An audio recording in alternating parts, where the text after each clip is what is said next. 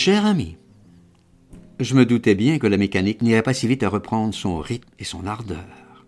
Il faut engraisser à présent. La mer vous fera du bien, mais c'est encore une question de moi. Hélas, je ne vois pas beaucoup le joint d'aller en Belgique. Tout est horriblement coûteux en francs français. La situation, sinistre. Du Jérôme Bosch en réalité, et le pire se prépare, l'apocalypse.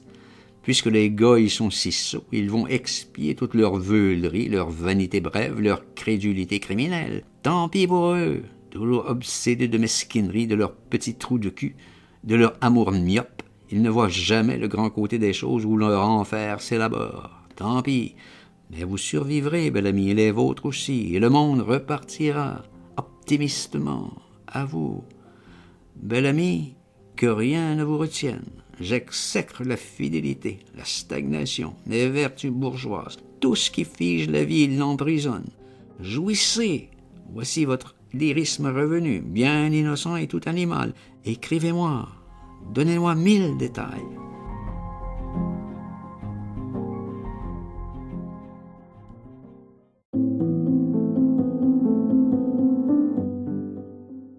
Cher ami, en effet, les ennuis n'ont pas manqué ces temps-ci.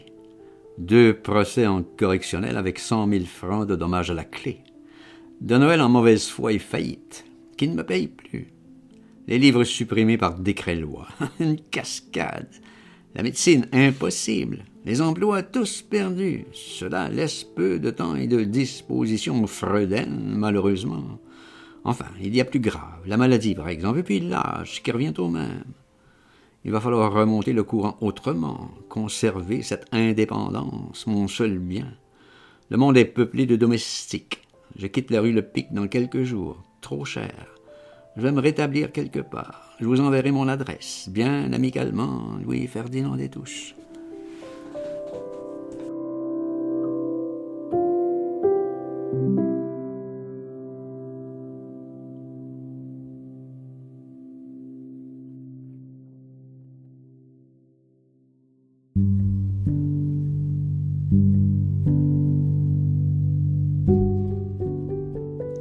Cher ami, je suppose que vous avez tous vos ennuis, toutes vos tristesses, toutes vos monotones servitudes. Tout s'égalise après tout. Pourquoi vous parler de ces choses amères et bêtes? Je n'aime pas moi-même les ruminer.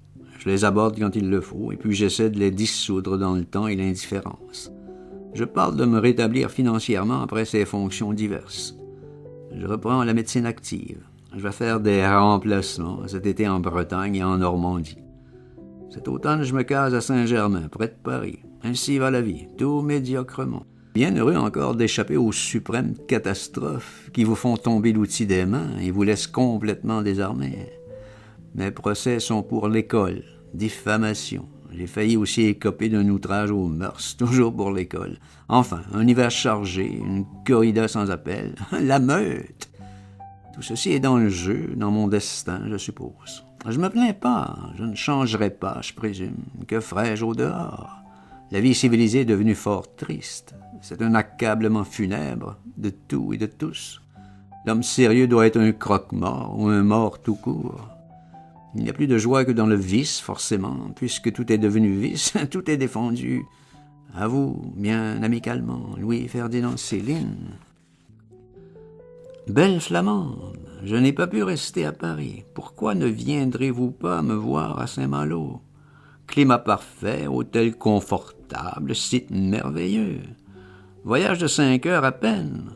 Enchanté de vous revoir. Voilà.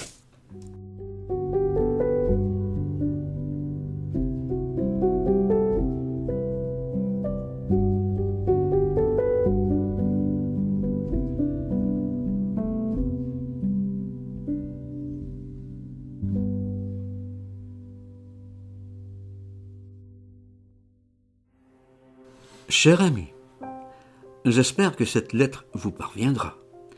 Mais votre réponse, que de choses se sont passées depuis l'autre fois. Tout un monde s'est écroulé.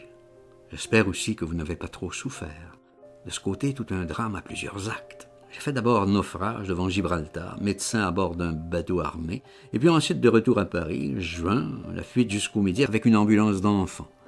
Et puis retour ici, actuellement médecin aux environs de Paris, à Beson. Je me demande ce qui a pu vous arriver, à votre famille, à tout hasard, ce mot, affectueusement, des Touches, 11 rue Marcelier, Paris 2e.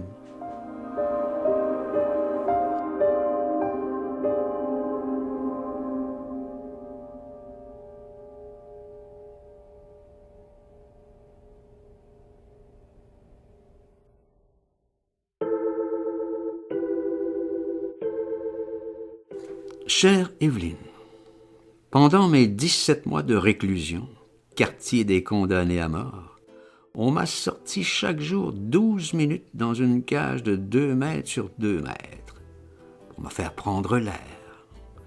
Je ne voyais rien de cette cage. Une palissade à 0,50 m me fermait toute vue. Et Dieu qui faisait froid. L'hiver, vous pensez, immobile au froid de la Baltique. Le blizzard y tourbillonne en neige, même dans cette cage. J'ai entendu dire par d'autres prisonniers qu'à Anvers, on avait enfermé les collaborateurs dans les cages aux animaux, au jardin zoologique. Est-ce exact? Je les ai jalousés souvent. Je pensais toujours à eux. Ils voyaient au moins du monde. Même les crachats, les pierres ne m'eussent point gêné. Je l'ai visité avec vous, ce jardin. Il est bien central. Mieux fauve haï à Anvers, je vous assure, qu'encagé à Copenhague. Bien sûr, s'il vous reste de tout ceci des souvenirs et des marques. Enfin, il paraît que c'est le prix pour que l'Europe redevint libre et heureuse. Cortés aussi au Mexique a rendu les Mexicains heureux et libres. Et le duc d'Albe, les Pays-Bas. Le duc d'Albe aimait bien aussi les cages, et le Statthalter aussi, et Louis XI donc. Que faites-vous, Evelyne? Il y a du commerce entre Danemark et Belgique. Ne pouvez-vous venir me voir? Je vous embrasse. Louis-Ferdinand.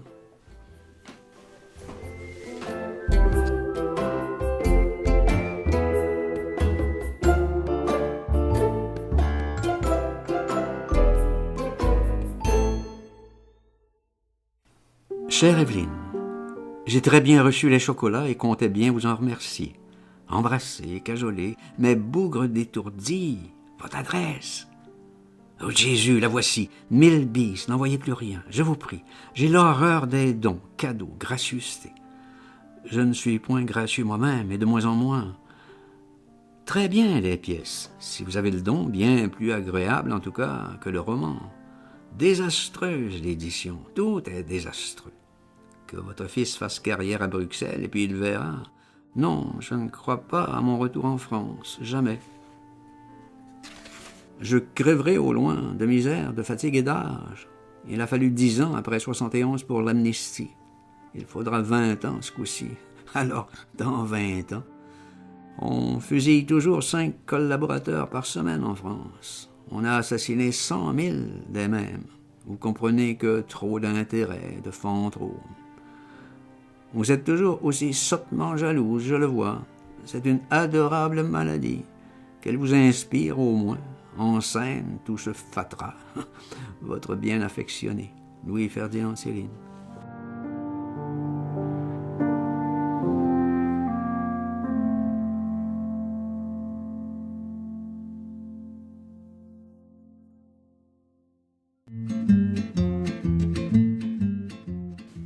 Chère Evelyne, voici tout le dossier, mais ne faites aucun effort en ce moment en ma faveur. Je suis au mieux de ma condition possible, c'est-à-dire prisonnier sur parole, après 17 mois de réclusion. Mais j'ai toujours derrière un mandat d'arrêt en vertu de l'article 75, à mort, que mes ennemis se sont chargés de me faire dépêcher et qu'il ne sera jamais levé de mon vivant. Évidemment, je suis ruiné. Tout gain m'est interdit. Je vis de vente de babioles et des dernières économies. C'est la misère. C'est bien ainsi qu'on le veut. L'édition m'est interdite en France et même en Suisse. Peut-être en Amérique. Il y a bien des gens encore plus malchanceux que moi. Il faut rire de tout. Je m'efforce. Je travaille à Ferry pour une autre fois. On verra. Venir ici, certes, quand vous le pourrez. Mais c'est si cher, les voyages. Et puis vous êtes si diaboliquement et futilement jalouse, chère Evelyne, d'un vieillard au surplus. et qui ne demande qu'à rigoler. Je vous embrasse bien, Louis-Ferdinand. Et 1000 fois merde pour tous ceux qui ouvrent cette lettre. Quand ils sont tout neufs, qu'ils sortent de l'œuf du cocon, tous les jeunes blancs becs prennent les vieux mecs pour des cons. Quand ils sont devenus des têtes chenues, des grisons, tous les vieux fourneaux prennent les genoux pour des cons. Moi qui balance entre deux âges, je leur adresse à tous un message. Le temps ne fait rien à l'affaire. Quand on est con, on est con. Qu'on ait 20 ans, qu'on soit grand-père, quand on est con, on est con. Entre vous, plus de controverses, qu'on caduque ou qu'on débutant. Petit con de la dernière averse, vieux con des neiges d'antan. Petit con de la dernière averse, vieux con des neiges d'antan. Les cons naissants, les cons innocents, les jeunes cons qui ne le niaient pas, prenaient les papas pour des cons. Vous les cons âgés, les cons usagés, les vieux cons qui confessaient le prenaient les petits bleus pour des cons. Méditez l'impartial message d'un qui balance entre deux âges. Le temps ne fait rien à l'affaire. Quand on est con, on est con. Qu'on ait 20 ans, qu'on soit grand-père, quand on est con, on est con. Entre vous, plus de controverses, qu'on caduque ou qu'on débutant. Petit con de la dernière averse, vieux con des neiges d'antan. Petit con de la dernière averse, vieux con des neiges d'antan.